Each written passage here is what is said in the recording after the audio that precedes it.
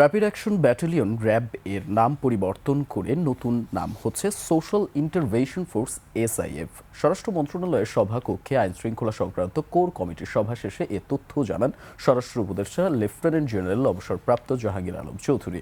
প্রধান উপদেষ্টার অনুমোদন আদেশ জারির পর নতুন নামে কার্যক্রম শুরু হবে। তিনি বলেন, বিশেষায়িত এই ইউনিটের নতুন নাম হচ্ছে স্পেশাল ইন্টারভেনশন ফোর্স এসআইএফ। আজ থেকে র্যাব নতুন নামেই পরিচিতি পাবে, তবে এ সংক্রান্ত আদেশ জারির পরেই নতুনভাবে কার্যক্রম শুরু হবে। স্বরাষ্ট্র উপদেষ্টা আরও বলেন, বিশেষায়িত এই ইউনিটের পোশাকেও পরিবর্তন আসছে। র্যাব গঠনের প্রাথমিক পর্যায়ে এ বাহিনীর নাম ছিল র্যাপিড অ্যাকশন টিম র্যাট, তবে পরে র্যাবের নাম এই ফোর্সটি আত্মপ্রকাশ করে। 2004 সালে র্যাব গঠিত হয়। 22 বছর পর নামটি বদলে ফেলা হচ্ছে।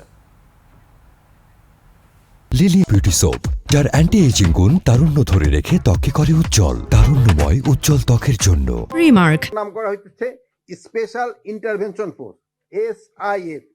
এটা সুপারিশ করেছে এবং মাননীয় প্রধান উপদেষ্টা এটা অনুমোদন দিয়েছে। ইন্টারভেনশন ফোর্স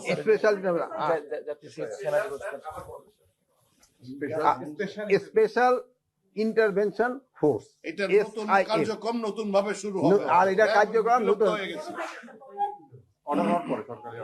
এটা তো দামটা আজকে হয়ে গেছে, এরপরে একটা সরকারি একটা অর্ডার হবে, তারপরে